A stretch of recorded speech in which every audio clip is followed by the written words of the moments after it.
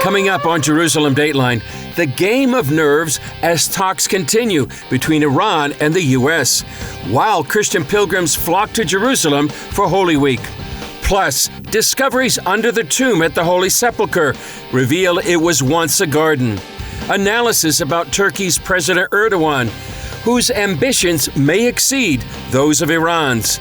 And modern miracles at the site known as the Garden Tomb.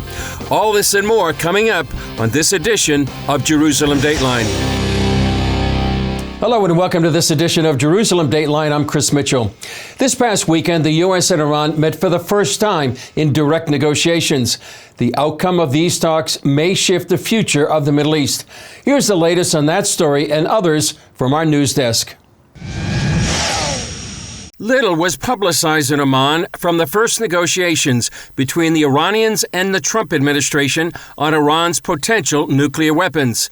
But more talks will be held Saturday, and both sides tried to sound upbeat. Nothing matters until you get it done. So I don't like talking about it, but it's going okay. The Iran situation's going pretty good. As a first session, it was a constructive meeting. It took place in a calm and very respectful environment. The greatest fear for many Israelis is the Iranian regime will drag these talks out as it actually finishes developing nuclear weapons and then has the ability to destroy Israel. And some worry it appears the Iranian negotiators are already trying to stall. The American side said their aim is to reach an agreement in the shortest possible time. But of course, this won't be easy. It's still too early to talk about that. Trump may not be willing to put up with any stalling. He told reporters on Sunday, We'll be making a decision on Iran very quickly. In Gaza, Israeli forces continue ever more fierce attacks on Hamas. They're capturing more land, in one case totally cutting off Hamas stronghold Rafah from the rest of Gaza. Israel's defense minister warned Gazans over the weekend the only way to stop the destruction is for them to end it themselves.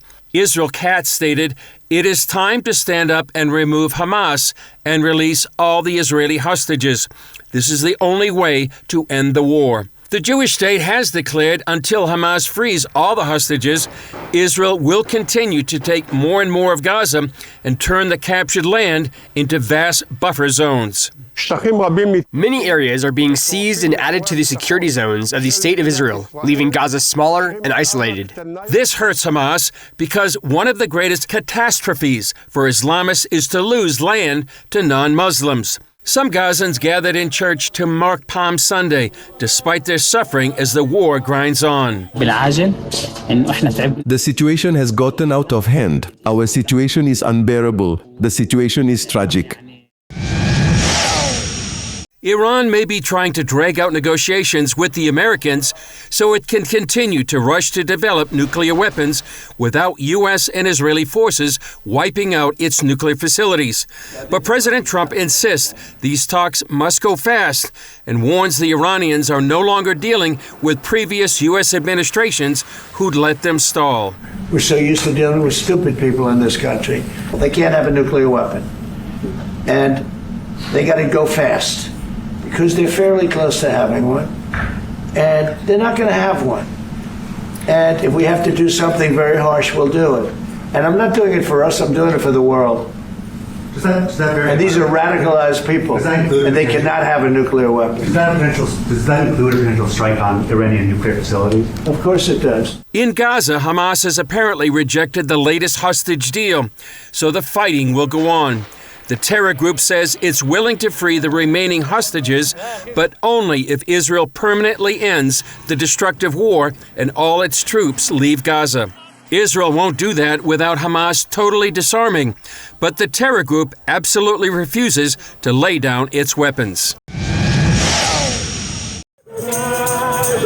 This weekend, thousands of Christians from around the world walked the road Jesus is believed to have traveled as he rode into Jerusalem on Palm Sunday. It's really nice to have such a joyful day because sometimes it can be a bit heavy to live here with everything that's going on and the horrible situation right now. Pilgrims walked in a cold rain, but it didn't dampen spirits as they carried palm branches and sang hymns. I hope everyone around the world world could join us here in Jerusalem for the procession.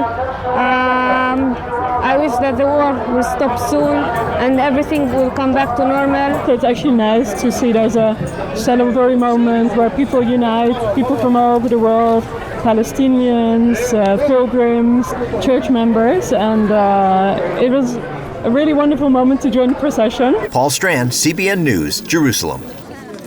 This week, Holy Week, is very special for Christians around the world. It's when they commemorate the death, burial, and resurrection of Jesus, as described in the New Testament. Some recent discoveries at the Church of the Holy Sepulchre validate John's Gospel account, which recounts Calvary and the site of Jesus' burial being in the middle of a garden. The new discoveries happened during a recent restoration around the tomb, when excavators dug below the level of the original 4th century memorial. I spoke with the lead archaeologist, Dr. Francesca Stasola. Professor Francesca Romana Stasola, thanks so much for joining us. You've been working there in the Church of the Holy Sepulchre. Tell us what you discovered. The excavation in the Church of the Holy Sepulchre has allowed us to rediscover the long history of Jerusalem. The oldest evidence is related to a quarry from the Iron Age and in the settlement sequence of the Roman city. The first Christianization of Jerusalem because of Emperor Constantine, the first monuments built in memory of the death of Christ, and finally the entire architectural sequence up to the modern age. Professor, did what you find there in your excavations, did it confirm what it says in the Gospel of John? During the excavations, we noticed how the large quarry, as it was gradually abandoned, was used for burials according to Jewish custom. So there were rooms dug into the rock. At the same time, some areas had terraces made with dry stone walls. And within these small spaces, we found traces of cultivation. Paleobotanical analyses of pollen that revealed traces of cultivation. This data somehow echoes the Gospel of John, which speaks of vegetable gardens and gardens in the area of the venerated tomb and Calvary. For me, the reconstruction of the historical sequence is very important, and digging is like reading a book and turning a page, only they are pages of earth. You turn one page at a time, and so the important thing is precisely this long story. It also becomes exciting to deal with such an important story, with a story told in this way and with a story so felt by millions of people. Thank you so much, Professor. Thank you to you. Bene. Thank you. Thank you. Hi, good Easter. Okay, you too. Happy Easter. Well, what a wonderful confirmation of the details written about Jesus' burial in John's Gospel. Coming up, Turkey's history in the Middle East, shedding light on its current relationship with Syria and Israel. Turkey is stepping into the limelight more in the Middle East and spreading its influence and presence in Syria. Experts are saying it doesn't stop there. Turkey's president has a much broader vision, and that's cause for concern here in Israel. CBN Middle East correspondent Julie Stahl has more. The concern is Turkish President Recep Tayyip Erdogan may have aspirations that are even greater than Iran's. If we are talking about the influence in Syria, he already took the place of Russia and Iran. But I think given the Ottoman glorious past, I think his ambitions are far more bigger than Iran's. Born and raised in Turkey, Chai Eitan Cohen Yanarocek monitors its actions for the Moshe Dayan Center as well as the Jerusalem Institute for Strategy and Security. He tells CBN News one shouldn't underestimate Erdogan when he insists the borders of Turkey are larger than they are now. We do see the boundaries of the Ottoman Empire. So as much as Belgrade, he is talking about Jerusalem. As much as Athens, he is talking about other cities like Cairo and other cities inside the Middle East. So I don't think that it is limited within the boundaries of the Middle East. The Ottoman Empire, also known as the Turkish Empire, began more than 700 years ago, eventually controlling Southeast Europe, as well as parts of West Asia, North Africa, and the Middle East, up to the early 20th century. After World War I, the Allied powers partitioned the Ottoman Empire, including what became known as Palestine. Jana Rocic says, December's fall of Syrian President Bashar Assad opened the door for Erdogan to implement his goal of reviving an empire, beginning with Syria. We all witnessed that since the beginning of the Syrian civil war. The Turkish president provided everything he has to the Syrian opposition. And he is turning the current Syrian administration as his core ally by providing some civilian services like paving the roads, paving railways, providing radars, and repairing airports and other facilities. Turkey is creating here a very important dependency from the Syrian side. Jana Rocic adds Turkey is the only country declaring an intention to build up the new Syrian army, while the U.S. has demanded that it destroys its chemical weapons and renounce terrorism. On paper, Israel and Turkey have shared diplomatic relations since 1949, although Erdogan's moves could put that at risk. The Turkish president, at the end of the Eid al-Fitr celebrations, he unfortunately wished for the destruction of Israel, especially after October the 7th. We cannot tolerate some, future threats. Since the Assad regime fell, Israel has bombed weapons stockpiles and strategic military locations while establishing a buffer zone along its border with Syria. Israel is concerned both with those who control Syria and Turkey's involvement.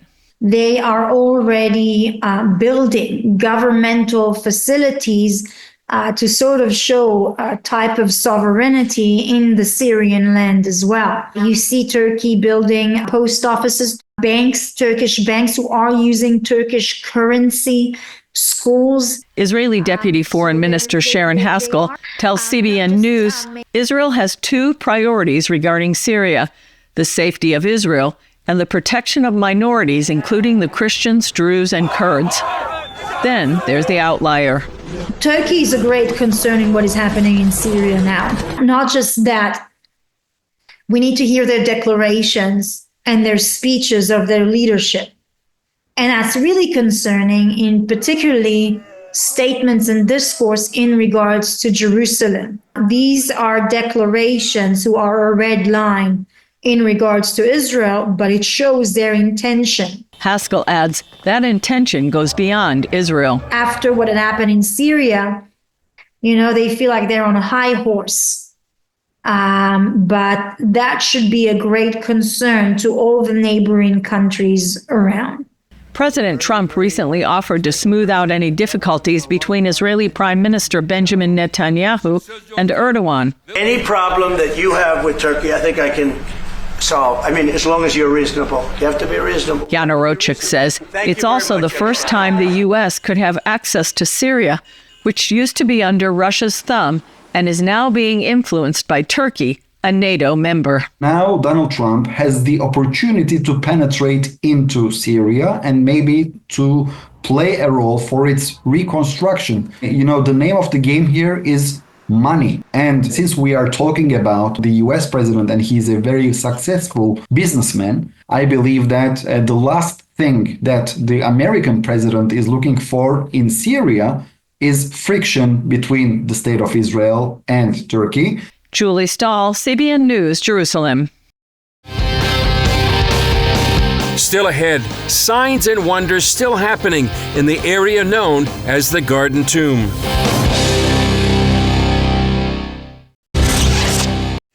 Jesus rising from the dead is the most celebrated miracle in Christianity.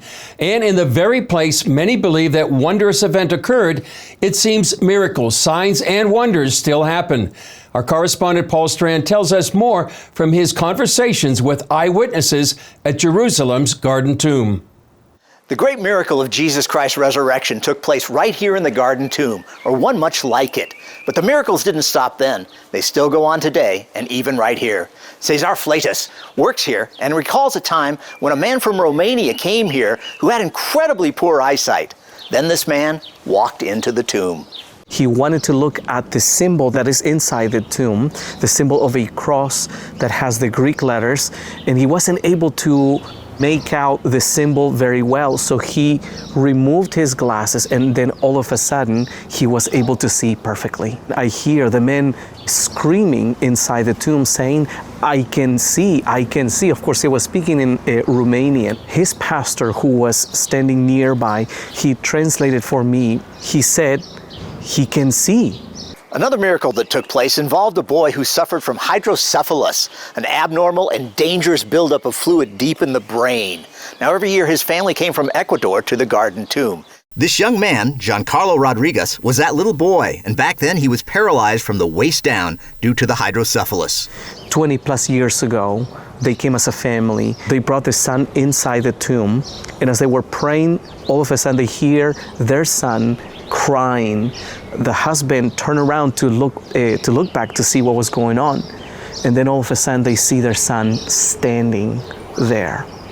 And that was the miracle. The healing took place at that moment. Before that healing, Giancarlo's sister had lost her faith. She couldn't understand why God would allow such a thing to happen to her brother.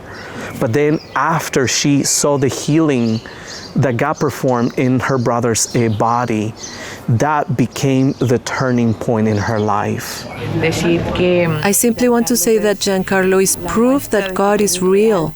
As for Giancarlo's whole family now, they're all involved in ministry, serving the Lord. Liz Tingman chronicles signs and wonders that happen at the garden tomb. She told CBN News about Pastor Hobson Laura. He'd suffered an extremely painful, unending headache since he was 13. Then in 2010, this 48-year-old visited the tomb. He suddenly was overwhelmed with this uncontrollable urge to weep as he went into the tomb. And then he came out and he went on to the area over here near the olive trees, and he said he just held on to an olive tree because he was weeping uncontrollably. And he said he was praying for 40 minutes. And when the weeping stopped, he realized that he was healed. He had no headache. And he'd had this headache since the age of 13. Fleitas experienced his own miracle when a visiting Brazilian pastor came out of the tomb insisting God just told him to pray for Fleitas' healing. Little did he know, Fleitas had been suffering from sharp liver pains for years. And he looked at me and he said to me, I want you to understand that the power comes from the Lord. It is the Lord God Almighty that heals you. And then he anointed me with oil and he prayed over me. And that sharp pain that I was experiencing was gone, completely gone. And forever? Yes, it's gone. Tingman also recalled a Japanese non-believer who a guide took around, starting at the overlook of Skull Hill, where many believe Christ was crucified. And she took her to Skull Hill and explained about Calvary and so on. And this woman said, she spoke English, she said, I know nothing about Jesus Christ. Tell me more. She went into the tomb, and my colleague said when she was in the tomb, she was visibly moved. Something was moving her, and she was weeping actually, and she said, I can see him. And my friend said, what can you see? She said, I see a man with a crown on his head.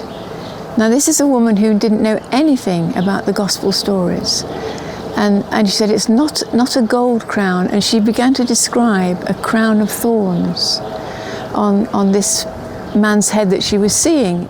If you don't know this Jesus Christ, well, we Christians believe that he can save you, heal you, perform a miracle for you right now on the spot. All you have to do is pray and ask him. That's the good news of Easter. Paul Strand, CBN News, reporting from the Garden Tomb, Jerusalem. When we come back, CBN partners making a difference in the lives of immigrants and single mothers. In the Bible, God admonishes his people to take care of widows and orphans, which can include single mothers and their children. CBN Israel heard about one single mom in distress, and thanks to the generosity of our partners, they offered practical assistance. Here's their story. Luba had hopes of a better future when she and her husband immigrated to Israel in 2010 from Ukraine. The fitness trainer and mother of two overcame countless challenges to make a home for her family. All was well until her husband Yevgeny relapsed on his former drug addiction. He was very aggressive and would verbally attack me and my children. My youngest started having hysteria attacks where he would become unresponsive. My oldest was constantly stressed. She didn't want to see or talk to him. Yevgeny's addiction only got worse. He lost his job, then he left, taking what he could and leaving his family to fend for themselves. He started taking things from home, my jewelry, even my wedding ring. With the war, I couldn't find work. It got so bad I didn't have enough money to pay for electricity or buy food. Luba struggled for months until a friend at church told her about how CBN Israel helps families like hers in their time of need. She reached out and was surprised by their response. I didn't think they would help. I felt like I did not deserve it. But they helped me and it was so quick. I could finally pay off debts and they brought us food. It's winter and I couldn't dry children's clothes I washed. To my surprise, they even bought me a dryer. Thanks to you, Luba was able to receive immediate assistance that helped her get back on her feet. After months of despair, she and her family can now focus on rebuilding. Your organization makes such a big difference. You don't leave people behind. You don't leave people hungry. I am so grateful. One day, I hope I will also help other people the way you do. Now I can finally get some rest. Thanks to you, I have hope. Hope for a better future. Now I know everything will be all right. On a sad note, Israel and the Jewish world just lost a dear friend, Yaakov Kirshen, otherwise known as Mr. Dry Bones. He died this week at the age of 87. Kirshen's cartoon Dry Bones went around the world and often in one cartoon expressed more information and truth than a long op-ed or article. Kirshen explained to CBN News one time why he named his cartoon Dry Bones. When I came to Israel and decided I would start doing a cartoon, I thought, well, I needed a name, like Kirshen's Corner, with corner spelt with a K. And I kept thinking, what should it be? And then I realized that one of the things that had brought me to Israel was my reading of the book of Ezekiel. And in the book of Ezekiel, this guy Ezekiel, who lived 2,600 years ago, saw a vision of what for him was the far future. And that was of a time when it looked like the world had destroyed the Jewish people. But at that point, we would come out of our graves, and the image he saw was of a valley filled with dry bones. And these bones came together, like the knee bone connected to the shin bone and all like that. And in that imagery, he saw the rebuilding of the Jewish state. He saw the coming together and the ingathering of the Jewish people. He saw the rebuilding of the cities and the planting of the trees. And therefore, if I was going to do a cartoon about what was happening today, all I could do would be to add to what he had seen incredibly 2,600 years ago. And so I decided to call it Dry Bones, thinking that everyone would understand. Yaakov was a wonderful friend to us at the CBN Bureau and a great defender of the rights of persecuted Christians around the world. We're going to miss him, and may his memory be a blessing. Well, that's all for this edition of Jerusalem Dateline. Thanks for joining us. And as always, thank you for your prayers. And please keep it up. Pray for the release of the remaining hostages from Gaza and for Israel and the peace of Jerusalem. And may the God of the angel armies protect all those who call upon his name. I'm Chris Mitchell, wishing you a blessed Holy Week. And on behalf of all of us here at the Jerusalem Bureau, we'll see you next time on Jerusalem Dateline.